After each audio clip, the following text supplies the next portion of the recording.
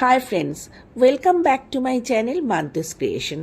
আশা করি তোমরা সবাই ভালো আছো। আমি যে স্ন্যাক্স আইটেমটা করেছি এটা সম্পূর্ণ ভেজ আইটেম। আমি তোমাদেরকে প্রথম দুটো স্টেপ দেখাতে পারিনি। পুরটাকে আমি রেডি করে নিয়েছি।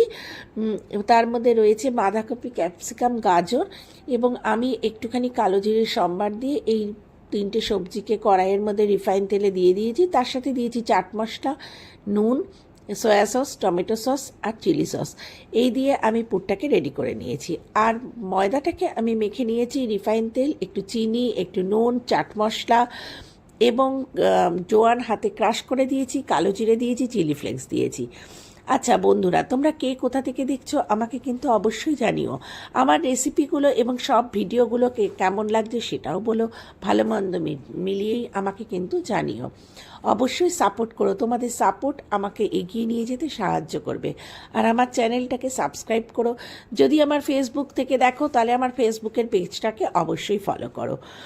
আমি তারপর এগুলোকে পুলি পিঠে আকারে কিন্তু তৈরি করে নিয়েছি। নিয়ে এটাকে রিফাইন তেলে ভেজে নিয়ে সস দিয়ে খেয়েছি। দেখো বাটিটা কিন্তু সস দিতে ভুলে গেছিলাম, একটু তাড়াতাড়ি করেই করেছি তো। যাই হোক, টাটা, বাই বাই। এখানেই আমি আজকে আমার রেসিপিটাকে শেয়ার করলাম এবং শেষ করলাম। সবাই তোমরা ভালো থেকো। Good bye.